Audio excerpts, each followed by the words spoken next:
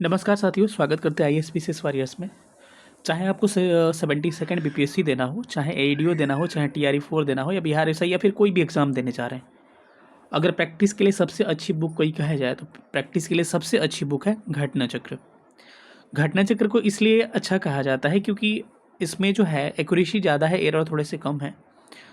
और दूसरा एक प्लस पॉइंट है इसका कि इसमें जो भी क्वेश्चंस दिए गए हैं उसमें आयोग का रेफरेंस दिया रहता है कि आयोग जो है जो आंसर लिया रहता है उसके हिसाब से कहीं कहीं चीज़ें हो सकता है कि ऊपर नीचे हो सकती है, लेकिन मैक्सिमम चीज़ें ठीक रहती है। और एक्सप्लेनेशन उसका दिया रहता है। अब लुसेंट में क्या अंतर है, जो भी ग्रीन वाली लुसेंट आती है कि उसमें ये चीज़ें जो एक्सप्लेनेशन नहीं है, प्लस आंसर थोड़े से मिस्टेक है, उसमें थोड़े से नहीं ज़्यादा ही आंसर गलत दिया है। तो इसीलिए अभी आज के दौर में देखा जाए कि ऑब्जेक्टिव प्रैक्टिस के लिए सबसे अच्छी किताब कोई कहे जाए तो घटना चक्र पब्लिकेशन का, ठीक है। लेकिन इसको पढ़ने का एक बेहतर तरीका क्या हो सकता है, मैं आप इस पे आज डिस्कस करने वाला हूँ। और एक मैं आपको नोट्स भी करके दिखाऊंगा, नोट्स की कैसे चीज़ों को अरेंज किया जाता है, ठीक है। यहाँ पर आप देख सकते हैं किस किस सब्जेक्ट का घटना चक्र आपको पढ़ना चाहिए। देखिए, एक तो साइंस इंपॉर्टेंट है आपके लिए ज्योग्राफी इंपॉर्टेंट है, हिस्ट्री इंपॉर्टेंट है और पॉलिटी इंपॉर्टेंट है। कई लोग ईवीएस भी देख लेते हैं क्योंकि ईवीएस का भी वेटेज आ रहा है, लेकिन 4 कम से कम आपको करना चाहिए। इकोनॉमिक्स का भी जो एस्थेटिक्स सेक्शन है ना, वहाँ से आप देख सकते हैं, लेकिन 4 ये मस्ट होता है, इसको करना जरूरी होता है। तो चलिए सेशन को हम लोग स्टार्ट करते हैं। इसमें देखते हैं कि कई लोग पूछ रहे हैं सर कौन सी घटना चक्र की सर बात कर रहे हैं। तो देखिए, घटना चक्र यहाँ देख लीजिए, सारा 25 का ये दिख रहा होगा, 26 का सारा आ चुका है। तो आप 26 का ही लीजिए। अगर नया ले रहे हैं तो आपके पास 2-3 साल पुराना भी है तो कोई इशू नहीं है। आप पेपर जो है नया बीपीएससी का आप देख लीजिएगा, बाकी सब चल जाएगा, ठीक है। तो इसमें हम डिस्कस करेंगे कैसे चीज़ों को अरेंज करें, कैसे चीज़ों को पढ़े। देखिए, इसका कोई भी चैप्टर अगर निकालिएगा तो इसमें बहुत सारे क्वेश्चंस दिए गए होते हैं। जैसे हमें एक उदाहरण ले रहे हैं चंपारण सत्याग्रह का। अब चंपारण सत्याग्रह की हम बात करें तो चंपारण सत्याग्रह में बहुत सारे क्वेश्चंस आपको दिए गए होते हैं, ठीक है। तो उस क्वेश्चन में देखिए, बार बार अगर एक सवाल पूछता है कि चंपारण सत्याग्रह कब हुआ था, सबको पता है 1917 में हुआ था। चंपारण सत्याग्रह में गांधी जी ने कब भाग लिया था, 1917 में हुआ था। चंपारण सत्याग्रह में गांधी जी को किसने आमंत्रित किया था, ठीक है। यह सब चीज़ें पूछी जाती है ना, कौन कौन से नेता पार्टिसिपेट किए थे। तो मैक्सिमम जो आसान प्रश्न है ना आपको पता होता है, लेकिन उसी में कुछ जो है चंपारण एग्रीरियन कमेटी जो बनी थी, कृषि जांच समिति बनी थी, उसके बारे में कुछ प्रश्न पूछे जाते हैं। तो देखिए, हम लोग आप लोग का मिस्टेक सबसे बड़ा क्या होता है ना कि आप लोग एक ही चीज़ को जो आता है उसको बार बार रिपीट करिएगा। तो उसमें क्या होगा कि नंबर ऑफ क्वेश्चन आप ज़्यादा पढ़िएगा, उससे कोई फायदा होगा नहीं।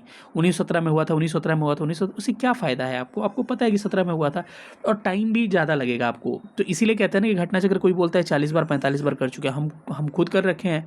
कहिए तो 50 बार से भी ज़्यादा किए होंगे घटना चक्र, लेकिन सारे क्वेश्चंस नहीं किए जाते हैं। आपको पता है कि ये प्रश्न हमको आ रहा है, तो उस प्रश्न को क्यों करना, तो कैसे इसको स्किप करिए, कैसे हटाइएगा, इसका तरीका मैं बता रहा हूँ आपको। देखिए, एक तो घटना चक्र किया कब जाता है। देखिए, चैप्टर वाइज ये दिया गया, सबसे अच्छी बात है। सपोज करिए 1857 की क्रांति, रिवोल्ट ऑफ 1857 कर रहे हैं आप, तो इसको पढ़ने के बाद से इसका कई लोग कहते हैं सर नोट्स पढ़ें, इसका नोट्स पढ़ने की जरूरत नहीं है, मैं तरीका इसका बता दूंगा। तो कहीं से चैप्टर पढ़ रहे हैं, सपोज आपने स्पेक्ट्रम से पढ़ लिया या फिर किसी बुक से पढ़ रहे हैं आप, उसको पढ़ने के बाद इस बुक पे आइए और इसके घटना चक्र के क्वेश्चन लगाइए। तो फर्स्ट टाइम पे क्या करिए, सारे क्वेश्चन लगाइए। लेकिन जो प्रश्न आपको लग रहा है ना कि ये प्रश्न हमको आसान लग रहा है, मतलब कि हम कहीं फंस नहीं रहे, जिस प्रश्न पे आप फंस रहे हैं ना उस पर क्या करिए, स्टार मार्क लगा लीजिए। समझिए आप बात, स्टार मार्क या फिर कोई राउंड अपना या फिर कोई सिंबल वहाँ पे इंडिकेट कर लीजिए। और उस प्रश्न को क्या करना है ना, उस प्रश्न को क्या करिए, अगर आपके पास समय है, अभी तो पर्याप्त समय है आपके पास, चाहे आप टीआरई देने वाले हैं, चाहे बीपीएससी देने वाले हैं, पीसीएस देने वाले हैं, तो आपके पास पर्याप्त समय है, ठीक है। तो आप क्या कर सकते हैं, उस प्रश्न को क्या करिए ना, किसी नोट्स में उसको ऐड ऑन कर लीजिए, ठीक है। मतलब कि कोई नोट्स ऐसा बनाइए, उसमें चैप्टर लिखिए 1857 की क्रांति है, जो प्रश्न फंस रहा है ना उसको लिखिए। मैं अपना पहला एक दिखाऊंगा, स्टार्टिंग में जब हमने तैयारी स्टार्ट किया था तो इस तरह की चीज़ें मैंने की थी। उससे क्या होगा ना, जो भी टफ प्रश्न होंगे वो जो फंसते हैं ना वही आपको याद रहेंगे ज़्यादा, और आसान प्रश्न जो पता होता है वो आपको ज़्यादा पढ़ने की ज़रूरत नहीं पड़ेगी। सबसे पॉजिटिव पॉइंट है कि एक तो समय बचेगा आपका, और दूसरा चीज़, समय बचने के साथ साथ जो भी डिफिकल्ट क्वेश्चन होंगे ना वो याद हो जाएंगे आपको। ये तकनीक अपनाइए, काफ़ी आपको फ़ायदा होगा। और कई लोग कहते हैं घटना चक्र ट्रेंड बदल गया, सर बिल्कुल ट्रेंड बदला है, लेकिन आप जाके देखिए न्यू ट्रेंड पे भी जो प्रश्न पूछे जाते हैं, कहीं ना कहीं घटना चक्र का एक्सप्लेनेशन या फिर कहीं ना कहीं पूछा हुआ प्रश्न का कुछ स्टेटमेंट से उठाया रहता है प्रश्न। कोई ऑप्शन उठा लिया, कुछ स्टेटमेंट उठा लिया गया, ठीक है, कथन निष्कर्ष में से कुछ उठा लिया गया। तो हूबहू भले कभी नहीं आया, लेकिन कई चीज़ें जो होती है हूबहू तो बहुत सारी चीज़ें आती है, लेकिन जो मतलब थोड़ा सा अलग भी प्रश्न आता है ना, कहीं ना कहीं से जुड़ा हुआ रहता है उसका एक्सप्लेनेशन में से। जो भी टफ प्रश्न होते हैं, आप कई लोग कहते हैं सर इसका एक्सप्लेनेशन पढ़ेगी नहीं, तो जो भी टफ प्रश्न होंगे ना उसका एक्सप्लेनेशन थोड़ा सा पढ़िएगा, जहाँ पे आप क्या कर रहे हैं, जहाँ पे आप फंस रहे हैं, ठीक है। तो इस बात को आपको ध्यान रखना है।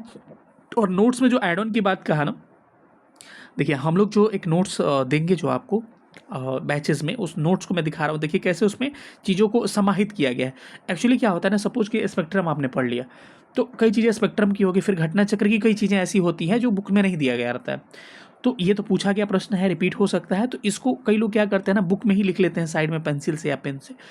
लेकिन आप चाहें तो इसको क्या कर सकते हैं, अपने तरीके से एक नोट्स भी बना सकते हैं या फिर अपनी बुक्स में भी लिख सकते हैं, लेकिन उतना फैक्ट लिखना मुश्किल होता है। तो देखिए हम लोग जो नोट्स प्रोवाइड करवाएंगे आपको बैचेज में, देखिए किस तरह से इसको अरेंज किया गया है कि स्पेक्ट्रम की चीज़ें, विपिन चंद्रा की चीज़ें, उसके बाद से फिर लास्ट में घटना चक्र का भी जो मैक्सिमम फैक्ट है ना उसको विविध करके दे दिया गया होता है। यही कारण है कि जो नोट्स पढ़ता है ये, उसके सारे प्रश्न घटना चक्र के बन जाते हैं और कहीं दूसरा जगह जाने की जरूरत नहीं पड़ती है। तो होता है ना कि ये बुक पढ़ लें फिर घटना चक्र का ये कर लें, तो घटना चक्र बस क्वेश्चन के लिए जाइए, लेकिन बार बार जो अल्टरनेटिव प्रश्न है पहले आप उसको देखे रहिएगा, तो आपका सारा दिमाग पे छपा रहेगा। देखिए मैं आपको एग्जांपल देके दिखा रहा हूँ। आपके सामने आप देख पा रहे होंगे 1857 की क्रांति का ये नोट्स है आपका, ठीक है। अब इसका इंग्लिश हिंदी दोनों अवेलेबल हो जाएगा, दोनों है। तो यहाँ पर पूरा कथन कारण इस तरह से, कैसे कारण क्या था, प्रकृति क्या थी, इसके सारा चीज़ दिया गया है। कौन कौन से कारण थे, तत्कालिक कारण क्या था, एक एक फैक्ट जो पूछा गया है वो इसमें दिया गया है, ठीक है। आप यहाँ देख सकते हैं। बाकी ये आपको डब्बा में बना कर दिया गया है, इंपॉर्टेंट है सारी चीज़ें। आपको बिहार से रिलेटेड चीज़ें हैं कि बिहार में किसने क्या क्या किया। अब देखिए क्या है यहाँ पर, एक चीज़ देखिएगा, मैं आपको असफलता का कारण हो गया। दूसरा चीज़ विविधता थी। देखिए ये जो मैंने किया है ना, ये सबसे थोड़ा सा अलग हमने किया है, और ये मेरा पर्सनल एक्सपीरियंस है और मैंने इसको किया है, ठीक है। ये कोई कंटेंट टीम नहीं करवाते हैं हम इससे, ये मैं अपना खुद इन्वॉल्व करता हूँ ताकि मुझे नोट्स समय लगे लेकिन अच्छा बने। देखिए ये पामस्टर्न वाले जो है, ये क्वेश्चन है घटना चक्र का, मैंने ऐड ऑन करवा दिया। और दरबार लगा था विक्टोरिया का, इसको मैंने ऐड ऑन करा दिया। उर्दू शायर मिर्ज़ा गालिब ने देखा था, इस सारा घटना चक्र क्वेश्चन है। सुरेंद्र सेन क्या थे, इसके हिस्टोरिकल इतिहासकार थे, इसको मैंने याद ये करवा दिया। सैयद अहमद के बारे में कुछ ऐड करवा दिया। मोहम्मद मौलवी अहमदुल्ला के शाह के बारे में ऐड करवा दिया। ग्वालियर के सिंधिया अंग्रेजों की सर्वाधिक सहायता की थी। ये सारा जो है ना, ये घटना चक्र का क्वेश्चन है जिसको मैंने एक विविध फैक्ट के रूप में ऐड करवा दिया। इससे बेनिफिट क्या होगा, घटना चक्र पढ़िएगा तो पता चलेगा टफ प्रश्न भी आपसे बन रहे हैं और वो याद हो जाएगा यहीं से। तो एक नोट्स रहेगा। देखिए जैसे कि 1857 की क्रांति में गोरखा, सिख, पंजाबी और ये लोग भाग नहीं लिए थे। आप देखिएगा तो सारा ये लिखा गया है। जनरल लीन, मेजर जनरल हैवलॉक और हेनरी लॉरेंस ने लखनऊ में अपना जीवन खोया था। ये हूबहू प्रश्न है घटना चक्र का। इस विद्रोह में बिहार के मुंगेरा प्रभावित क्षेत्र रहा था, ये भी प्रश्न है। तो ये सारे प्रश्न है उसमें, जिसको मैंने इसको अवेलेबल यहाँ पे करवा दिया। यहाँ पर देखिए जितना भी देख रहा है कि साहूकार और जमींदारों ने 1857 की क्रांति में भाग नहीं लिया था, ये सारा ऐड ऑन किया गया है। तो नोट्स का क्वालिटी आप अपने हिसाब से देख सकते हैं। और मैंने जो तरीका बताया ना, आप चाहे तो अपने हिसाब से वहाँ पे ऐड ऑन कर सकते हैं। लेकिन अगर चाह रहे हैं कि घटना चक्र, लूसेंट या फिर स्पेक्ट्रम, हर चीज़ का एक जगह समावेशन मिल जाए, तो ये सबसे बेहतर तरीका आपको हमारा नोट्स से यहाँ से आप कर सकते हैं।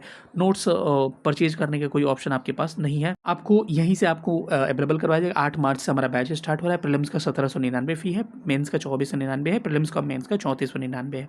इसमें लास्ट आपको क्या चैप्टर पढ़ा के आपको क्वेश्चन प्रैक्टिस दिए जाएंगे, क्या बन रहे हैं आपकी, क्या सिचुएशन है, सारा इवोल्यूशन कर किया जाएगा। 91 17 16 63 47 पर व्हाट्सअप कर सकते हैं। इस कोर्स के क्या फीचर्स है आप यहाँ देख सकते हैं कि ऑनलाइन मोड में होगा, हिंदी इंग्लिश दोनों होगा, बाइलिंगुअल चलेगा। डेली 2 क्लास होगा, लाइव प्लस रिकॉर्डेड होगा। अगर आपका लाइव छूट जाता है तो डेली बोर्ड PDF दिया जाएगा, जो बोर्ड पे हम लिखेंगे। टॉपिक वाइज नोट्स दिया जाएगा, जितना भी एक सप्ताह में चीज़ें कराई जाएगी नोट्स के रूप में आपको टाइपिंग नोट्स के बारे में दिया जाएगा, ठीक है। टॉपिक वाइज टेस्ट भी जो चैप्टर्स हो जाएंगे करवाया जाएगा। मंथली टेस्ट भी होगा कि पीछे का चीज़ें रिवीजन होती रहे।